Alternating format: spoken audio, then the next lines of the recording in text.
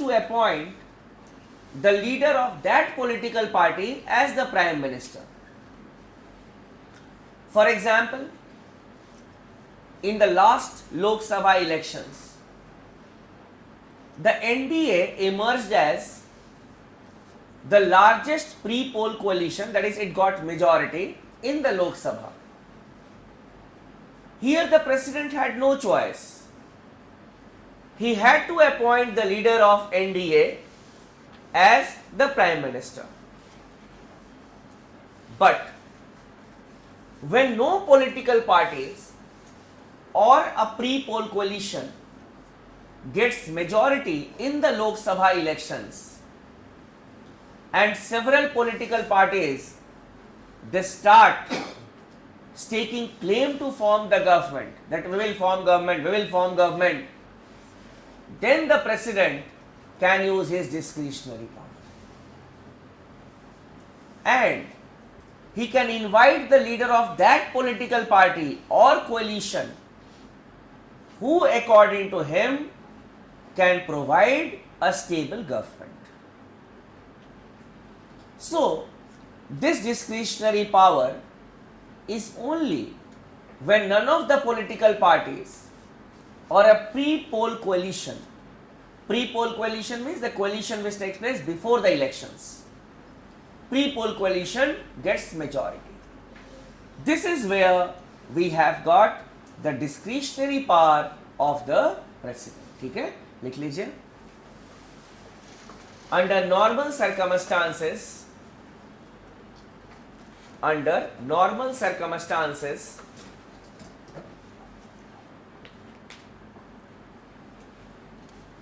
when a political party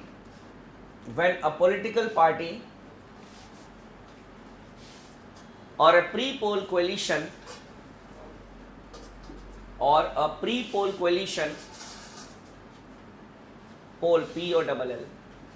poll coalition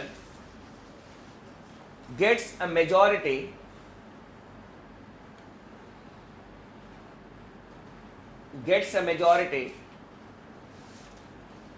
in the Lok Sabha election,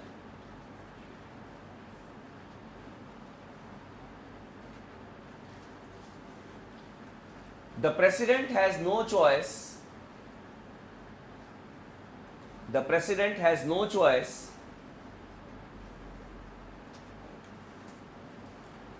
but to appoint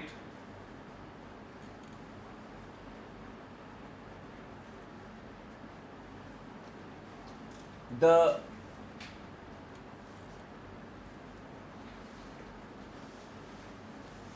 leader of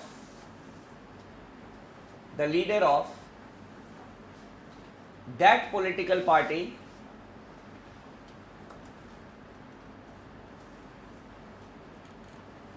or coalition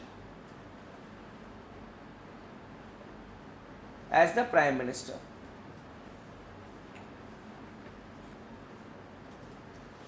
But when no political party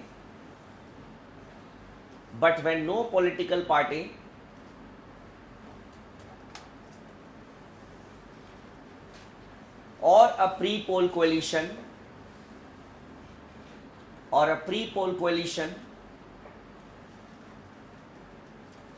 gets majority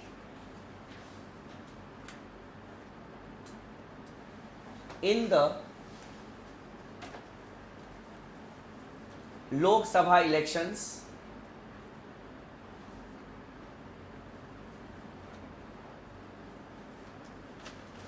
the president can invite the leader of that political party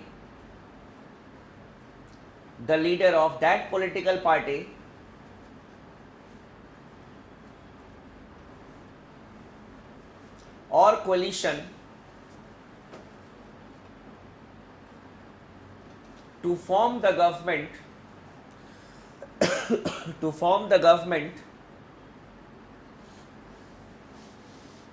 who according to him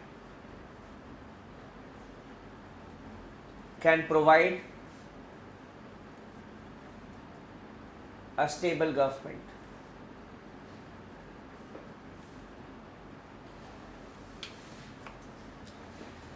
Now here also the president has got a choice. The president can ask such a prime minister to prove his majority, or may not ask to prove the majority. For example, when Dr. Manmohan Singh was appointed as the prime minister way back in 2004, the president was convinced that he had the numbers, and that is why he was not, even though he was leading a coalition government, he was not asked to prove his majority in the Lok Sabha. But prior to that, we had seen that many a times the presidents had asked the prime ministers to prove the majority within a reasonable time. Whether it was Atal Bihari Vajpayee, or we can say the P.V. Narasimha Rao government, V.P. Singh, they had to prove the majority in the Lok Sabha. So if the president is convinced that no, this coalition or this person has got the number with him, he may not ask the person to prove his majority. Secondly,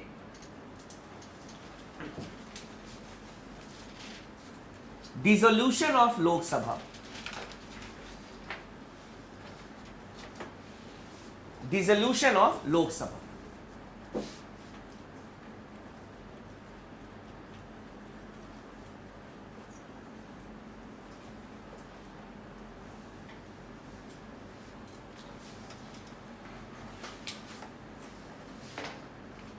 Now, under normal circumstances, here also, the Lok Sabha can be dissolved on the advice of the Council of Ministers.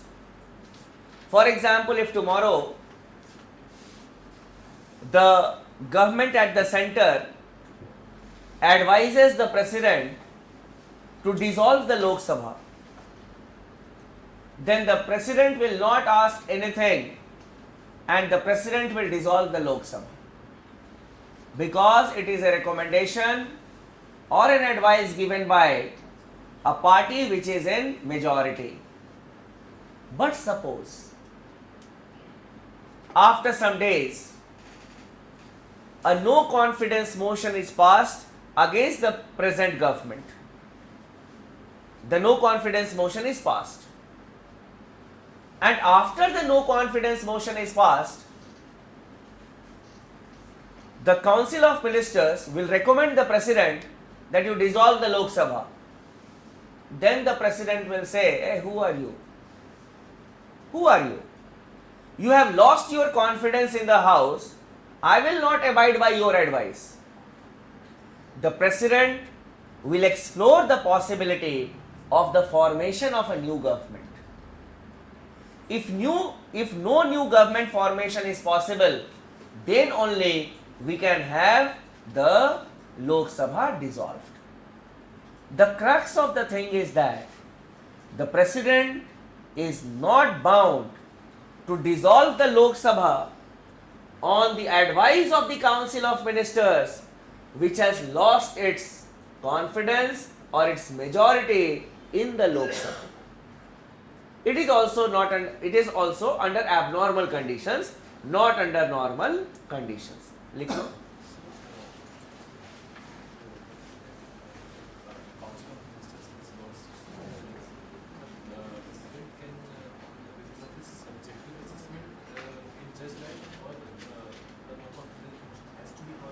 No confidence motion has to be passed, or the confidence motion, if it has been brought in the House, it has been defeated. Then only. Under normal circumstances,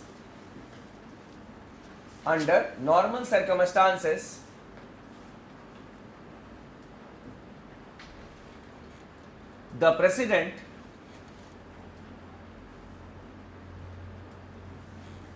can dissolve the Lok Sabha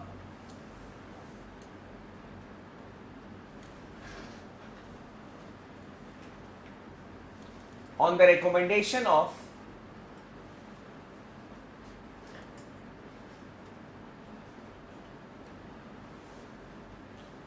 the Council of Ministers.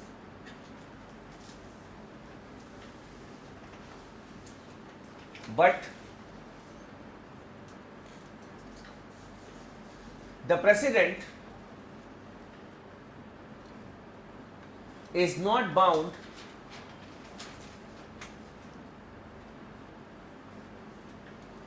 to act on the advice of the Council of Ministers, which has lost its confidence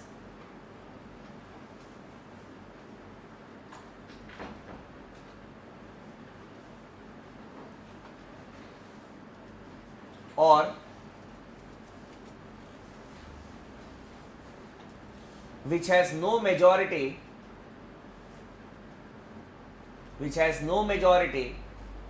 in the Lok Sabha.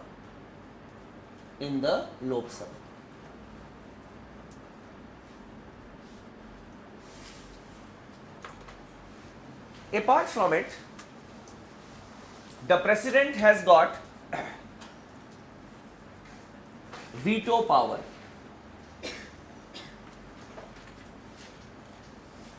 The President has got veto powers.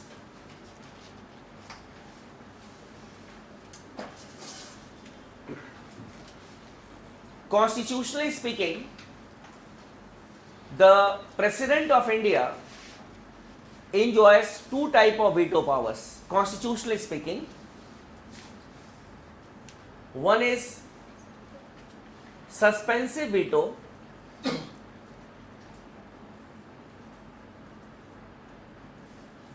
and pocket veto.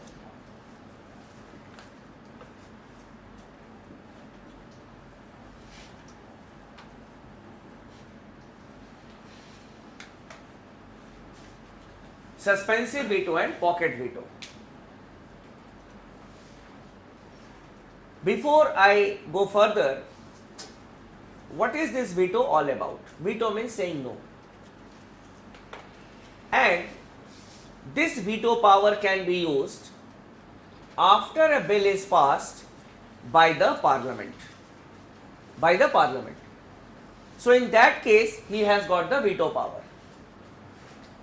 Now, when a bill is passed by the Parliament, I am talking about the bills which are not related with money matters, that is, which are not related with imposition of taxes on the people or the grants which are given to the ministries. They are known as money bills. We are not talking about them. Or constitutional amendment bills.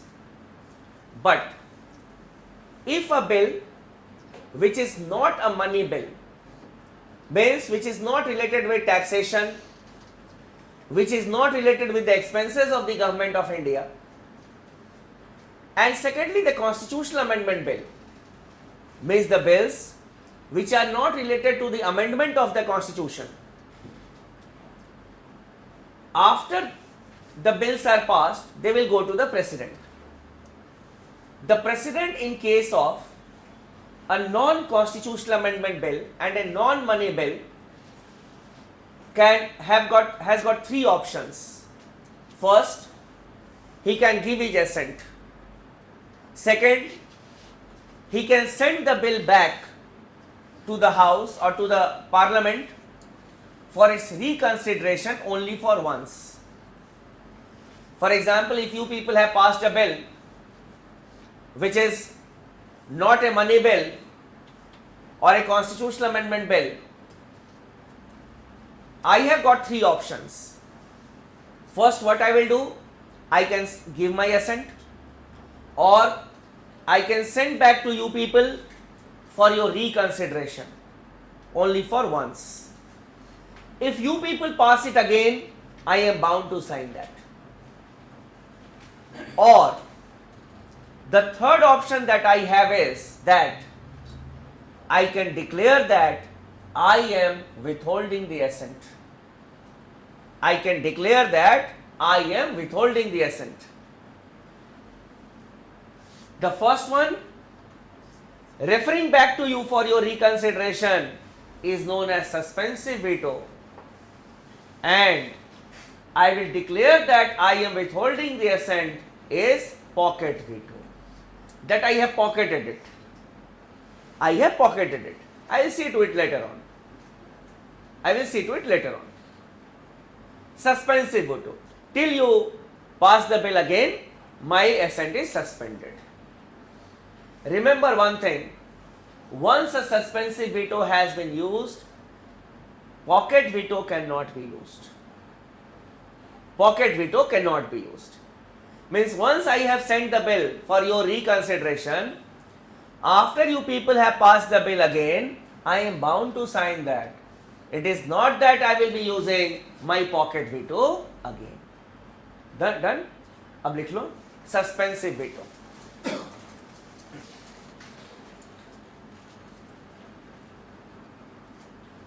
The president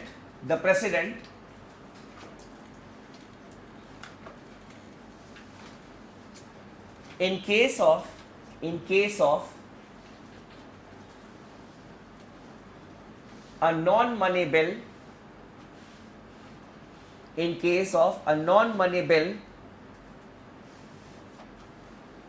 or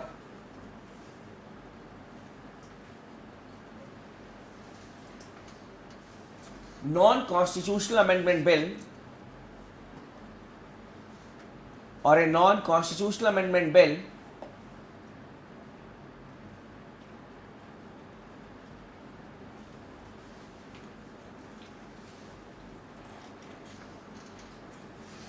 can send it back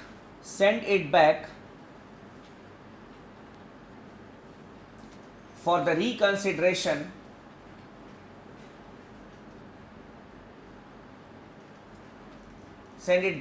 reconsideration of the parliament only for once.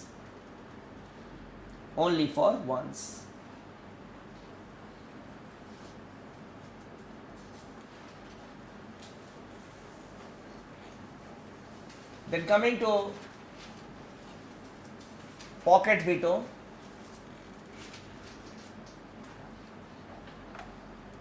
the president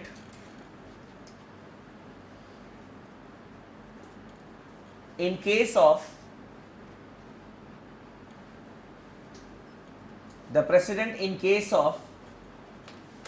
a non-money bill or a non-constitutional amendment bill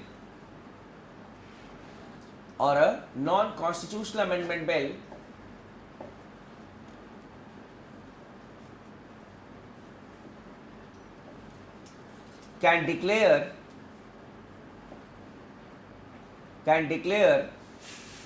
that he is withholding the assent.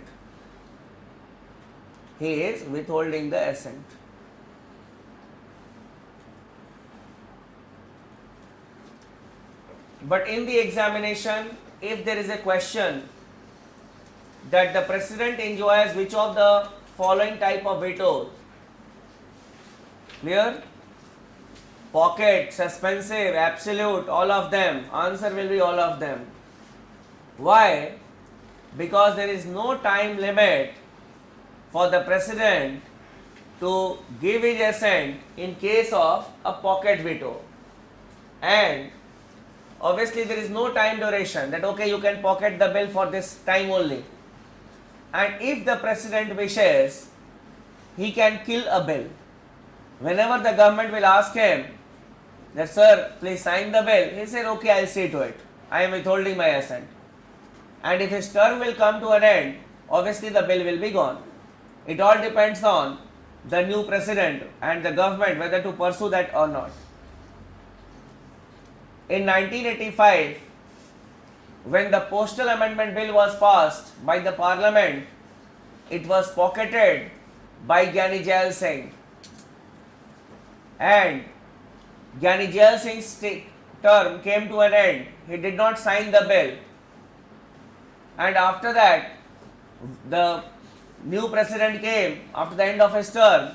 The government did not pursue the matter further.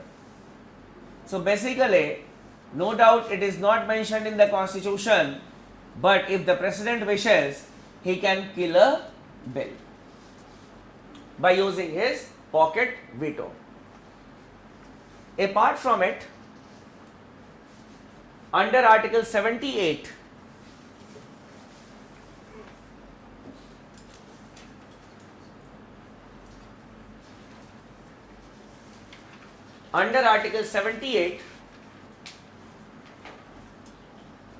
the president is the prime minister is duty bound. The prime minister is duty bound to inform the president. The prime minister is duty bound to inform the president regarding day-to-day administration,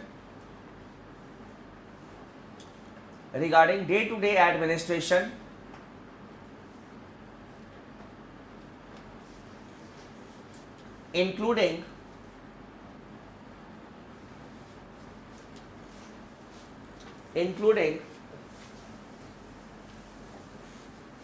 intended legislations.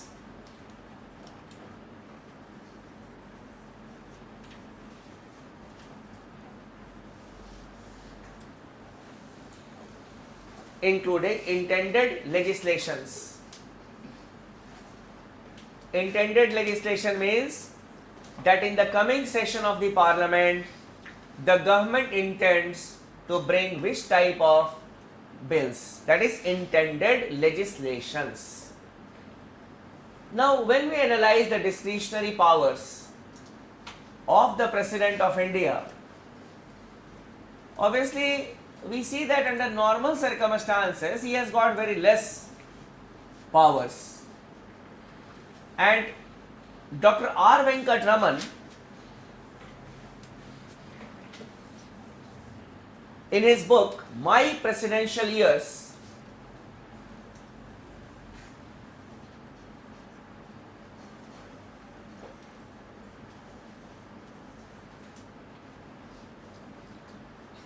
R. Venkatraman, in his book My Presidential Years, has termed the office of the president as an emergency lamp.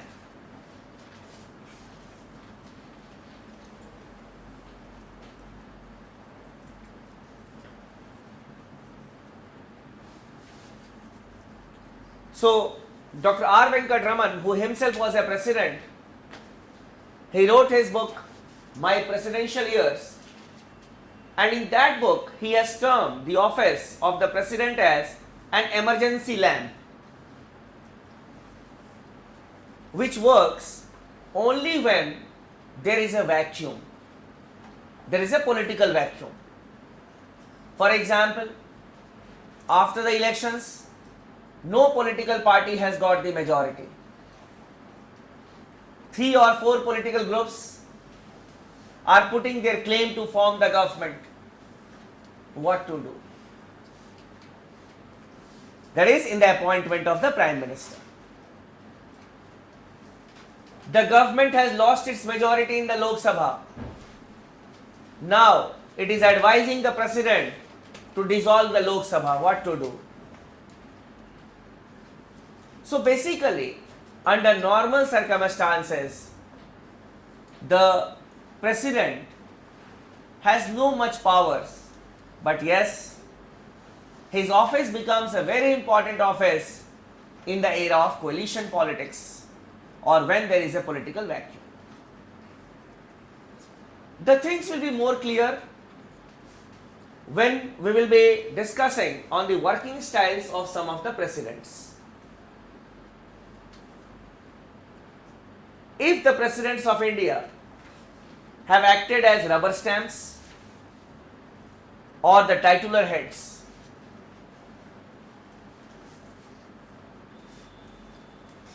coming to the first president of India, Dr. Rajendra Prasad. Dr. Rajendra Prasad, as we all know, was the president of the Constituent Assembly also.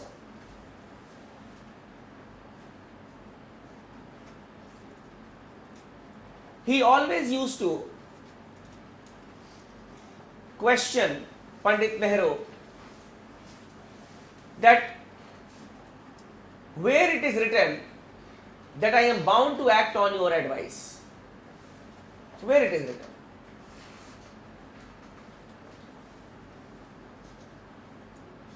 Because the original Article 74 was silent on the binding effect of the advice of the Council of Ministers.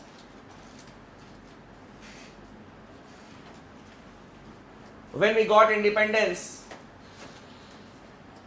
after that the repair work of the Somnath temple had started because it was damaged earlier by the Mughals, then by the British. So the repair work was undertaken. Dr. Rajendra Prasad wanted to go there. Pandit Nehru advised him not to go, as it is a secular country. The president going to a religious place to see the repair work, it will not send a good signal. Dr. Rajendra Prasad said, religion is my personal domain. He went to Somnath, he stayed there for a few days and then he came back. Then he used his pocket veto and also suspensive veto here and there. When the Congress was thinking of third term for Dr. Rajendra Prasad, Pandit Nehru, with folded hands, requested to all the congressmen, no third term to Dr. Rajendra Prasad. Either you transform this country from a parliament to a presidential form of government, or if it is a parliamentary form of government, please, otherwise he is not allowing me to work as the Prime Minister. Panditji was a tall name in the Congress, and that is why his views prevailed. So Dr. Rajendra Prasad used his discretionary power as the president. Then came Dr. Radhakrishnan, a teacher by profession, a philosopher. In the initial years, he acted like a constitutional head. He used to sign on the dotted lines. In 1962, when India was defeated by China, after that, he started speaking against the defense minister of that time, Krishna Menon, and he openly asked for the resignation of the defense minister, because he felt that the way in which India was defeated was not acceptable. Now imagine the president openly asking one of his ministers to resign. During his term, Pandit Nehru died. Dr. Radhakrishnan used his discretionary power in the appointment of the Prime Minister. He did not wait for the meeting of the Congress Parliamentary Party, but he immediately appointed Guljari Lal Nanda, who was the senior most cabinet colleague of Pandit Nehru as the Prime Minister. He started a new convention that in case of a sudden death or resignation of the Prime Minister or the senior most cabinet minister to be appointed as the Prime Minister. No doubt, after that, the Congress Parliamentary Party met and it put forward the name of Lal Bahadur Shastri. And